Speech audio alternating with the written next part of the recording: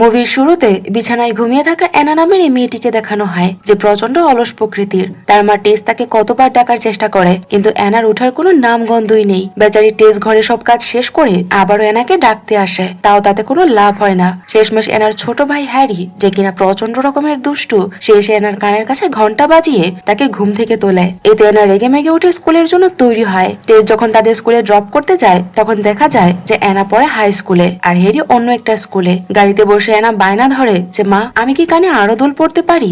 এই কথা শুনে টেস রেগে গিয়ে তাকে সাফ জানিয়ে দেয় যে এক কানে একটা দুলই যথেষ্ট, এর থেকে বেশি পড়লে খুবই বাজে দেখা যায়। কিন্তু এতেও ক্ষান্ত না হয়ে অ্যানা সিটের উপর পা তুলে আয়েশ করে বসে থাকে। এটি দেখেও টেস তাকে বকা দেয় যে স্কুলেও কি তুমি এভাবে বসো? এটা কেমন আচরণ তোমার? মা অ্যানাকে বকা দিচ্ছে দেখে তার ছোট ভাই হ্যারি তো মহা খুশি। সেও তার বোনকে খেপানো শুরু করে। সত্যি বলতে এই ভাই বোনের সম্পর্ক একদম সাপে নেউলের মতো। ছেলে মেয়েদের স্কুলে ছেড়ে টেসের একটু স্বস্তি মেলে। ওদিকে স্কুলে অ্যানার দেখা হয় নেন্সি নামের এই মেয়েটির সাথে। টেস অ্যানাকে জিজ্ঞেস করে, নেন্সির সাথে তোমার সমস্যা কি? তোমরা সারাক্ষণ ঝগড়া করো কেন?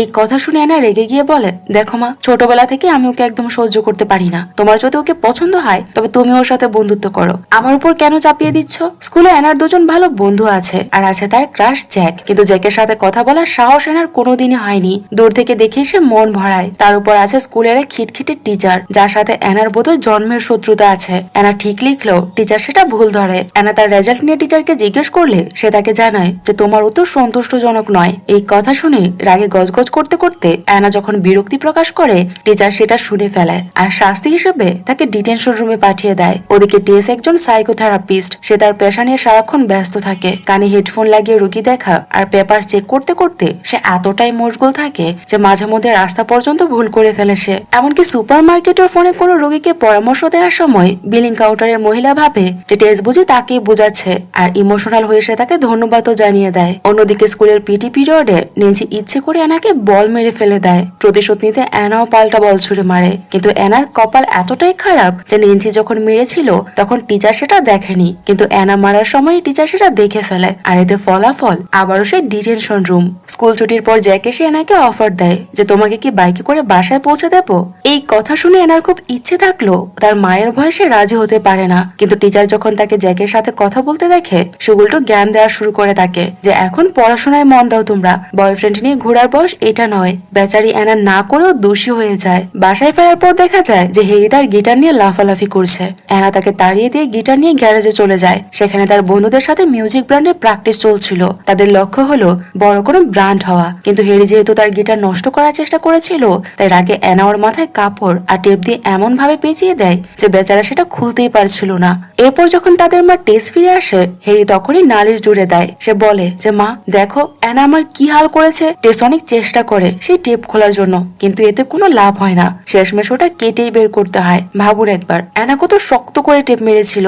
এরই মধ্যে তাদের দাদু সেখানে আসে, কিন্তু ব্র্যান্ড প্র্যাকটিসের বিকট শব্দে সে কানে কিছু শুনতে পাচ্ছিল না। তারপর সেখানে আসে রায়ান নামের এই লোকটি। রায়ানের সাথে টেসের বাগদান হয়েছে, আর 2-3 দিন পরেই তাদের বিয়ে। অ্যানার বাবা অর্থাৎ টেসের প্রথম স্বামী 3 বছর আগে মারা গেছে, তাই টেস এখন নতুন করে জীবন শুরু করতে চাইছে। তারা একে অপরের সাথে কথা বলার চেষ্টা করে, কিন্তু গ্যারেজে চলতে থাকা মিউজিকের শব্দে তারা তাদের কথা কিছু শুনতে পাচ্ছিল না। রাগে টেস গ্যারেজের মিন পাওয়ার বন্ধ করে দেয়। ঠিক তখনই অ্যানার এক বন্ধু ফোন করে জানায় যে কাল সন্ধ্যা 7টায় তাদের ব্যান্ডের একটা বড় অডিশন আছে। যদি তারা সিলেক্ট হয় তবে তারা রাতারাতি ফেমাস হয়ে যাবে। কিন্তু সমস্যা হলো পরশুদিন টেসের বিয়ে, আর কাল সন্ধ্যায় বিয়ের রিহার্সাল ডিনার। মেয়ে হিসেবে অ্যানা সেখানে থাকা বাধ্যতামূলক, কিন্তু অ্যানাই সুবর্ণ সুযোগ হারাতে চায় না। সে তার বন্ধুকে কথা দেয় যে সে তার মায়ের সাথে কথা বলে ঠিকই অডিশনে পৌঁছে যাবে। অ্যানা যখন নিজের ঘরে যায় দেখে হ্যারি তার বন্ধুদের নিয়ে সেখানে আড্ডা দিচ্ছে।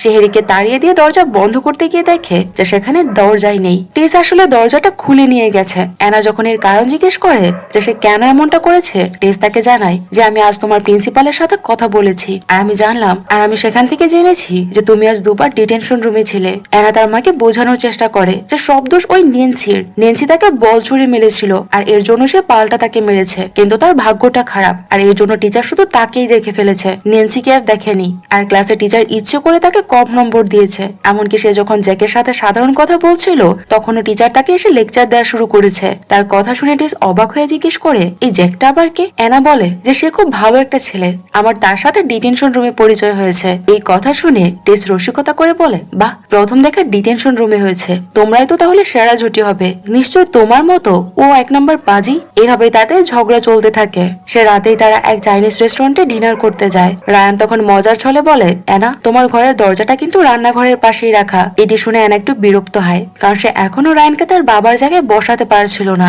তাদের দাদু তখন রায়ানকে শান্ত করে বলে, বাচ্চা মানুষ, ঠিক হয়ে যাবে, তুমি এটা নিয়ে টেনশন করো না। টেস যখন অ্যানাকে রায়ানের সাথে ভালো ব্যবহার করার জন্য বকা দেয়, তখন অ্যানা হঠাৎ সুর পাল্টে ফেলে। সে বলে, সরি মা, আমি কথা দিচ্ছি ভবিষ্যতে রায়ানের সাথে ভালো ব্যবহার করব, মন দিয়ে পড়াশোনা করব, সব কথা শুনবো। এইসব শুনে টেস তো একেবারে অবাক হয়ে যায় আর ভাবতে থাকে যে হঠাৎ তার মেয়েরা তো পরিবর্তন হলো কিভাবে। আসল কারণ হলো অডিশন। অ্যানা বলে, মা, কাল তোমার রিহার্সাল ডিনারে আমি থাকতে পারবো না, কারণ আমার ব্যান্ডের অডিশন আছে। এটা আমাদের ভবিষ্যতের ব্যাপার। কিন্তু এতে শুরু হয় মামের তুমুল তর্ক। রেস্টুরেন্টের মালিক তাদের এই ঝগড়া দেখছিল। তার মেয়ে এসে বারবার তাকে আটকানোর চেষ্টা করে, কিন্তু সে সেটা শোনে না। অ্যানা এক পর্যায়ে বলে ওঠে, মা, তুমি জীবনে একবারও আমাকে আমার ইচ্ছে মতো কিছু করতে দাও না। যদি আমরা সিলেক্ট হই তবে পড়াশোনা ছেড়ে দিয়ে মিউজিক নিয়েই থাকবো। তার কথা শুনে টেস তো যেন আকাশ থেকে পড়ে। সে অবাক হয়ে বলে, কি, পড়াশোনা ছেড়ে দেবে? এই জন্যই কি আমি এত কষ্ট করে তোমাকে স্কুলে পাঠাচ্ছি? স্কুলের পড়াশোনা এমন কিছু কঠিন বিষয় নয়, আমিও তোমার বয়সে ছিলাম। তখন অ্যানা বলে, তাই নাকি? চ্যালেঞ্জ দিচ্ছি, আমার জায়গায় একদিন স্কুলে গিয়ে দেখো, তাহলেই বুঝবে যে কত দানে কত চাল। তুমি তো থেরাপিস্ট হিসেবে বসে থাকো, রোগীদের দুটো জ্ঞান দাও আর টাকা নাও। এখন আবার দ্বিতীয় বিয়ে করছো, তোমার লাইফ তো একদম মজাতেই কাটছে। তার কথা শুনে টেস রেগে গিয়ে বলে, পাগল হয়েছ? আমার জীবনযাপন করলে বুঝতে যে আমি কতটা কষ্টে আছি। ঠিক সেই মুহূর্তেই রেস্টুরেন্টের মালকিন দুটো ফরচুন কুকি অর্থাৎ ভাগ্য নির্ধারণ বিস্কুট তাদের কাছে নিয়ে আসে আর বলে যে, এই নাও, এগুলো খাও, তোমাদের সব সমস্যা একদম মিটে যাবে। গল্পের মোড় এবার একদম ঘুরে যায়। মা মেয়ের ঝগড়া থামার কোনো লক্ষণই ছিল না, আর এর জন্য সেই রেস্টুরেন্টের মালকিন সেই ফরচুন কুকি নিতে তাদেরকে বাধ্য করে। তারা না চাইতেও শেষমাস ওগুলো হাতে নেয়। ডিনার শেষ করে তারা যখন বাসায় ফেরে, তখনও কিন্তু তাদের মান অভিমান চলতেই থাকে। অ্যানার আগে নিজের ঘরে গিয়ে দরজা বন্ধ করে দেয় আর টেস বাইরে থেকে দরজা খোলার অনুরোধ করতে থাকে। এক সময় দুজনেই ক্লান্ত হয়ে সে বিস্কুটের প্যাকেট খোলে। ভেতরে একটা চিরকুট ছিল, যাতে লেখা যে খুব শীঘ্রই এক যাত্রা শুরু হতে চলেছে, যার প্রতিফলন দেখা যাবে অন্যের চোখে। যা দেখছো তাই সত্যি, আর নিঃস্বার্থ ভালোবাসা তোমাদের বদলে দেবে। মা মেয়ের বিন্দু বিসর্গ মাথায় ঢোকাতে পারে না। ঠিক তখনই হঠাৎ করে চারপাশ প্রচন্ড জোরে কাঁপতে শুরু করে। অ্যানা ভয় পেয়ে দরজা খুলে বাইরে আসে। টেস তাকে জড়িয়ে ধরে জিজ্ঞেস করে, মা, তুমি কি ঠিক আছো? অথচ অদ্ভুত ব্যাপার হলো, বাসার আর কেউ কিন্তু এই ভূমিকম্প টেরই পায়নি। এমনকি সেই মালকিনকে দেখা যায় দূর থেকে রহস্যময় হাসি হাসছে। বোঝা যাচ্ছিল যে এটা হয়তো তার কোনো জাদু। সবকিছু ঠিকঠাক মনে হয় তারা ঘুমাতে চলে যায়, কিন্তু রাত 12টা বাজার সাথে সাথেই ঘটে যায় সেই অঘটন। তাদের আত্মা অদল বদল হয়ে যায়। পরদিন সকালে ঘুম ভাঙতেই টেস অ্যানার শরীরে চমকে উঠে। সে ভাবে যে, আমি মেয়ের ঘরে কেন? আমার হাত পা পোশাক সব বদলে গেল কিভাবে? আয়নায় নিজের চেহারা দেখে তার তো একদম অজ্ঞান হয়ে যাওয়ার দশা। সে বুঝতে পারে যে সে এখন অ্যানার শরীরে আছে। ওদিকে দুষ্ট হেরিয়ে এসে বলে, অ্যানা শোনো, মা মনে হয় মারা গেছে, অনেকক্ষণ ধরে বিছানায় নড়াচড়া করছে না। টেস ভয় পেয়ে নিজের ঘরে দৌড়ে গিয়ে দেখে যে তার নিজের শরীরটা, যেটাতে এখন অ্যানার আত্মা আছে, সেটা মটকা মেরে পড়ে আছে। অ্যানা যখন নিজের শরীর ছেড়ে মায়ের শরীরে জেগে ওঠে, তখন সে আতঙ্কিত হয়ে টেসকে, অর্থাৎ যে এখন কিশোরী অ্যানা, তাকে দেখে বলে, তুমি কে? দেখতে তো হবু আমার মতোই। টেস তখন তাকে বুঝিয়ে সবকিছু বলে যে, শান্ত হয় না, আমাদের শরীর অদল বদল হয়ে গেছে। বিশ্বাস না হয় তারা একে অপরকে ধাক্কা মেরে আর ধাক্কা খেয়ে আগের শরীরে ফেরার চেষ্টা করে, কিন্তু এতে লাভ কিছুই হয় না। হেরি সেই শব্দ শুনে রুমে চলে আসে, আর তারা তখন এমন ভাব করে যেন তারা নাচছে। এরপর শুরু হয় আসল কমেডি। তার মায়ের শরীরে থাকা অ্যানা আগের মতো হেরিকে ভয় দেখাতে শুরু করে। এসব দেখে বেচারা হেরি তো একদম অবাক হয়ে যায় যে আজ তার মায়ের কি হয়েছে, সে একদম অ্যানার মতো আচরণ করছে কেন। টেস অর্থাৎ অ্যানার শরীরে তাকে সাবধান করে দেয় যে, অ্যানা, তুমি এখন আমার শরীরে আছো, একটু ভদ্রভাবে চলাফেরা করো, নাহলে সবাই আমাকে ভুল বুঝবে। তারা চুপি চুপি নিচে নেমে আসে। সেখানে দাদু আর হেরি নাস্তা করছিল। হেরি কোনো একটা আবদার করলে তার দাদু সেটা শুনতে পায় না, উল্টো টেবিল কাঁপাতে থাকে। দাদু বড় দৌড়ে পালায় যে আবার ভূমিকম্প এসেছে। তখন মামির মনে পড়ে সেই চাইনিজ রেস্টুরেন্টের কথা। এরপর সেখানে রায়ান আসে। অ্যানার শরীরে থাকা টেস তাকে হাসি মুখে নাস্তার টেবিলে ডাকে। এটা দেখে রায়ান তো যেন আকাশ থেকে পড়ে। যে মেয়ে তাকে দু চোখেই দেখতে পারে না, সে আজ এত মিষ্টি করে তাকে ডাকছে কেন? টেস তখন অ্যানাকে, অর্থাৎ যে মায়ের শরীরে আছে, তাকে ফিসফিস করে বুঝিয়ে দেয় যে, অ্যানা, তুমি এখন টেস, তাই আমার মতো করে রায়ানের সাথে কথা বলো। অ্যানা অনিচ্ছার সত্ত্বেও রায়ানকে হানি বলে ডাকে, যদিও তার কাছে রায়ান একজন বুড়ো মানুষ ছাড়া আর কিছুই না। টেস বলে, যতক্ষণ না আমরা নিজেদের শরীরে ফিরছি, আমাদের একে অপরের ভূমিকা পালন করতে হবে। ওই চাইনিজ বুড়ি যত নষ্টের গোড়া। কিন্তু আজকের দিনটা খুবই গুরুত্বপূর্ণ। অ্যানার আসলে যে কিনা এখন টেসের শৈলে আছে, আজ তার স্কুলে ক্লাস টেস্ট আছে। আর টেসের অর্থাৎ যে অ্যানা শৈলে তার চেম্বারে আজ একজন সিরিয়াস পেশেন্ট আসার কথা, যে ডিপ্রেশনে ভুগছে। অ্যানা তাকে সাফ জানিয়ে দেয় যে আমি কোনো বুড়ো মানুষের বেবি সিটার হতে পারবো না, সে যদি মরে যায় তো যাক। টেস তখন তাকে সাহস দিয়ে বলে, শোনো মা, এটা মোটেও কঠিন না, তুমি শুধু পেশেন্টের কথা শুনবে আর মাঝে মাঝে জিজ্ঞেস করবে যে সে কেমন বোধ করছে, তারপর খাতা কলমে কিছু একটা লেখার ভান করবে, বাস। এভাবে মা চলে যায় মেয়ের স্কুলে পরীক্ষা দিতে, আর মেয়ে চলে যায় তাদের মায়ের চেম্বারে রোগী দেখতে।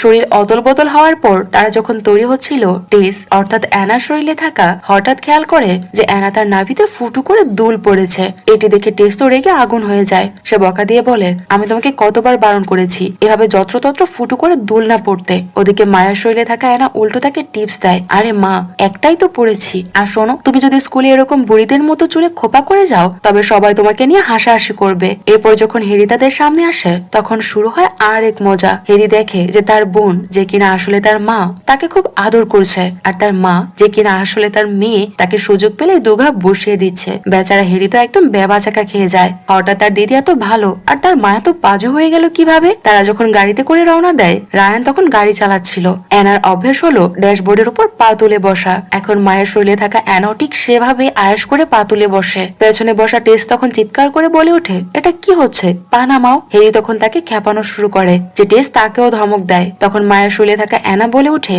এবার বোঝো মা, আমি যখন চুপচাপ থাকতাম এই তোমার আদরের ছেলে এভাবেই আমাকে খেপিয়ে পাগল করে দিত। তাদের এসব কথা শুনে রায়ান আর হেরি তো একেবারে অবাক হয়ে যায়, যে মা কেন মেয়ের মতো আর মেয়ে কেন মায়ের মতো কথা বলছে। রায়ান তখন রোমান্টিক হয়ে টেসকে বলে, জানো হানি, কালকের পর থেকে তুমি আর সিঙ্গেল প্যারেন্ট থাকবে না। পেছন থেকে আসল টেস ইশারা করে যে রায়ানের সাথে একটু ভালোবাসার কথা বলতে। তখন মায়ের শরীরে থাকা অ্যানা বলে, হ্যাঁ প্রিয়, আর মাত্র একটা দিন। ভাবো একবার, আমার স্বামী মারা যাওয়ার মাত্র 3 বছর হলো, আর এর মধ্যেই আমি সব ভুলে দ্বিতীয়বার বিয়ে করতে যাচ্ছি। সে আসলে তার মনের ক্ষোভগুলো উগরে দিচ্ছিল। তার কথা শুনে রায়ান তো পুরো কনফিউজড হয়ে যায়। টেস তখন চিৎকার করে গাড়ি থামাতে বলে, আর অ্যানাকে আড়ালে নিয়ে গিয়ে ধমক দেয় আর বলে যে খবরদার আমার শরীর নিয়ে নিজের মনের কথা বলবে না, রায়ানের মনে কষ্ট দিবে না একদম। সাথে সে এও মনে করিয়ে দেয় যে তার পেশেন্ট এভনের সাথে যেন অ্যানা ঠিকঠাক ব্যবহার করে। ঠিক তখনই জ্যাক তার বাইক নিয়ে সেখানে হাজির হয়। অ্যানা তখন এক্সাইটেড হয়ে বলে, মা, ওই দেখো সে আমার ক্রাশ। টেস বিরক্ত হয়ে বলে, এই ছেলে তোমার ক্রাশ? এই তো তোমার চেয়ে বয়সে অনেক বড় মনে হচ্ছে। যে কাছে এলে টেস অর্থাৎ যে কিনা অ্যানার শরীরে আছে, সে খুবই বিরক্ত হয়। তখন অ্যানা জ্যাককে দেখে হাসছিল, তাই টেস তাকে ধমক দেয় আর বলে যে অনেক দাঁত বের করেছো,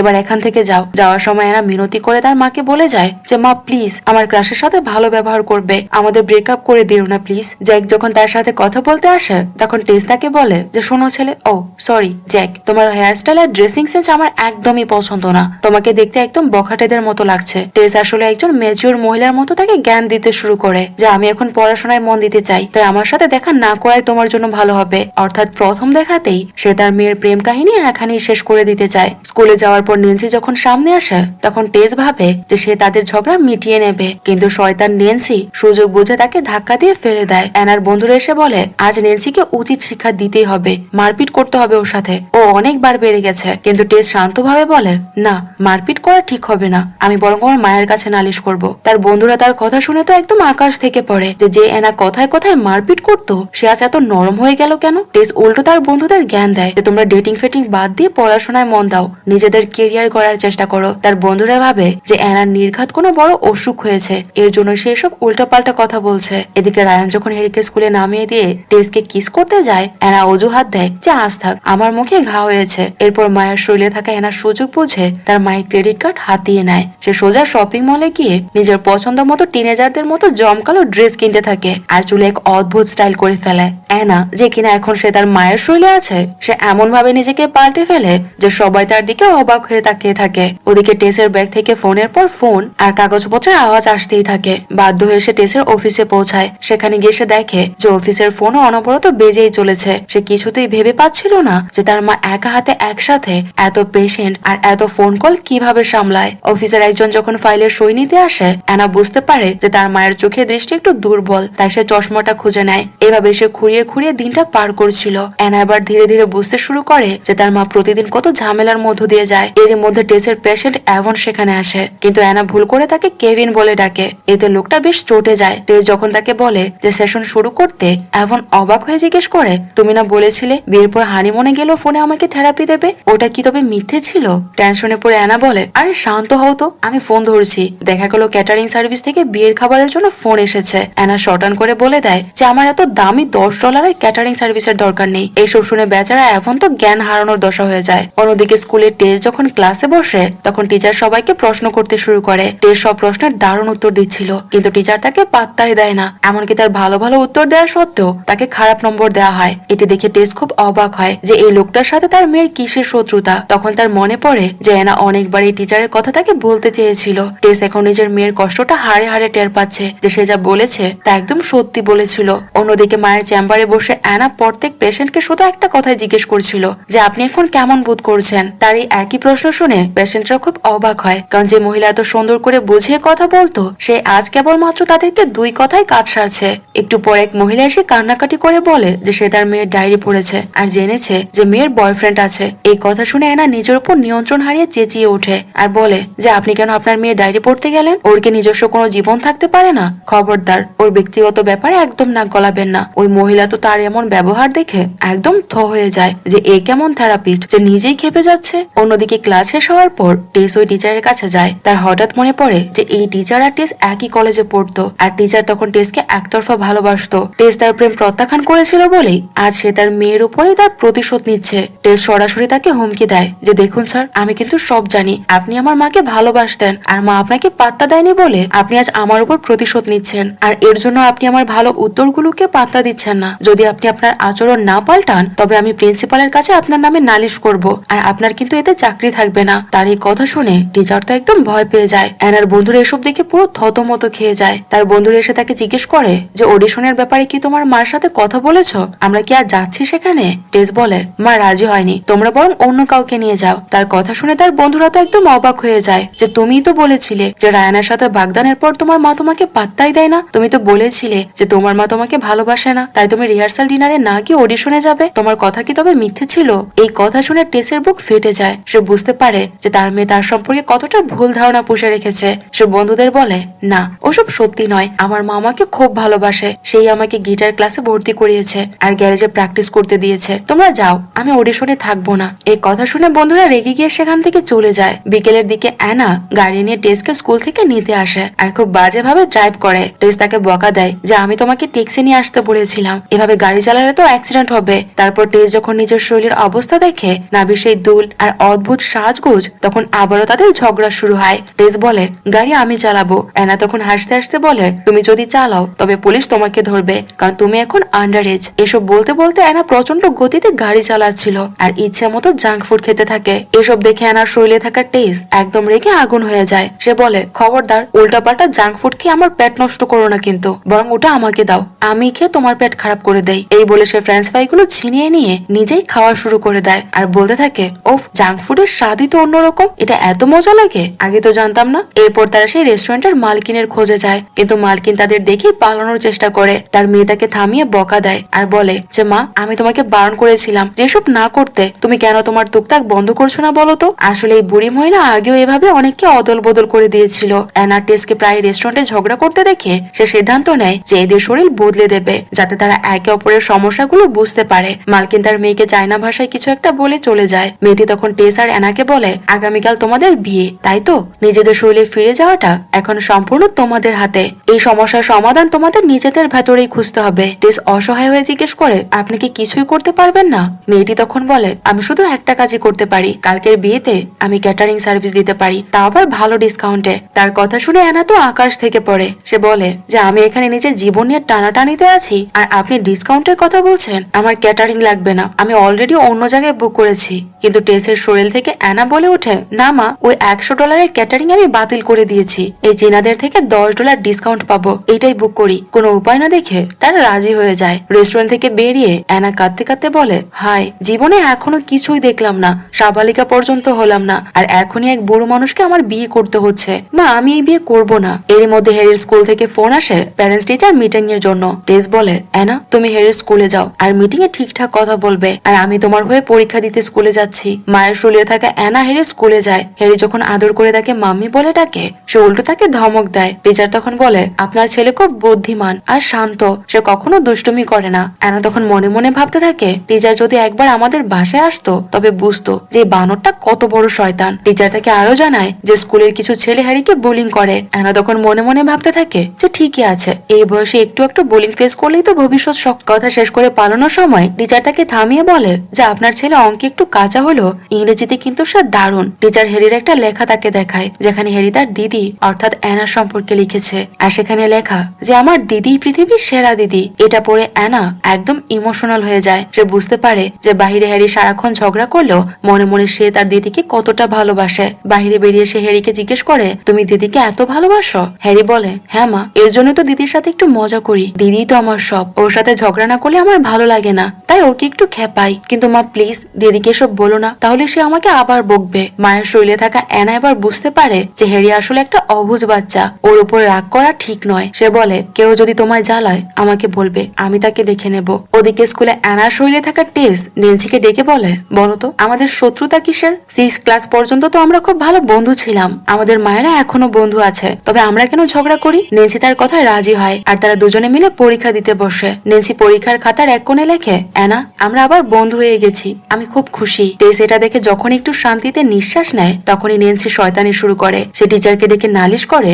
যে অ্যানা তাকে দেখে নকল করছে। টিচারও নেন্সির কথায় বিশ্বাস করে টেসকে ডিটেনশন রুমে পাঠিয়ে দেয়। বোঝা যায় যে নেন্সির শয়তানি এখনো শেষ হয়নি। ডিটেনশন রুমের ইনচার্জ তখন ঘুমাচ্ছিল, তাই টেস চুপি চুপি সেখান থেকে বেরিয়ে আসে। সেখানে জ্যাকের সাথে তার দেখা হয় আর সে জানতে পারে যে জ্যাক আসলে স্কুলের স্টুডেন্ট নয়, সে এখানে অফিস বয় হিসেবে পার্ট টাইম কাজ করে। অ্যানা আগে বলেছিল যে জ্যাকের সাথে তার ডিটেনশন রুমে দেখা হয়েছিল, তাই টেস ভেবেছিল যে জ্যাক হয়তো কোনো বখাটে ছেলে, কিন্তু এখন সে বুঝতে পারে যে জ্যাক খুব ভালো ছেলে আর নিজের পরিবারকে সাহায্য করার জন্য সে কষ্ট করে কাজ করছে। এবার টেস জ্যাকের সাথে খুব সুন্দর করে কথা বলে। জ্যাক যখন জানতে পারে যে টিচার টেসকে পরীক্ষা লিখতে দেয়নি, সে তাকে সাহায্য করতে এগিয়ে আসে। সে টেসকে চুপি চুপি অফিসের ভেতরে নিয়ে যায় যেখানে সবার খাতা রাখা ছিল। সেখানে টেস নিজের খাতাটা সম্পূর্ণ করে আর সেই সুযোগে শয়তান নেন্সির খাতাটা বের করে সব উত্তর কেটে দিয়ে বড় বড় করে লিখে দেয় যে আমি একটা গাধা। অন্যদিকে বাড়ির ড্রয়িং রুমে বসে মায়ের শরীরে থাকা এনা হঠাৎ এক বিপদে পড়ে যায়। টেস একজন লেখকও ছিল আর তার নতুন বই নিয়ে টিভিতে লাইভ ইন্টারভিউ দেওয়ার কথা ছিল।